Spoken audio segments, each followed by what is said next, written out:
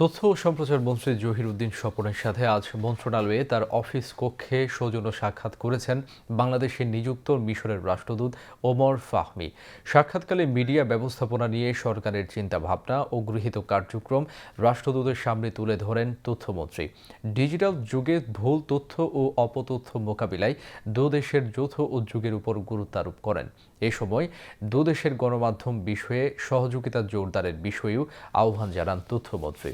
এই সময় মিশরের রাষ্ট্রদূত ওমর ফাহমি বাংলাদেশ ও মিশরের মধ্যে ঐতিহাসিক সম্পর্কের কথা উল্লেখ করেন এবং এই সম্পর্ক আরও জোরদারে সরকারের সাথে কাজ করার আগ্রহ প্রকাশ করেন। দুই দেশের জনগণের মধ্যে সরাসরি যোগাযোগ বৃদ্ধির উপরও গুরুত্ব দেন রাষ্ট্রদূত। উভয় দেশের রাষ্ট্রীয় গণমাধ্যমগুলোর মধ্যে সমঝোতা স্মারক স্বাক্ষর ও বাংলাদেশ মিশর যৌথ মিডিয়া ফোরাম গঠনের প্রস্তাব দেন মিশরের রাষ্ট্রদূত ওমর ফাহমি।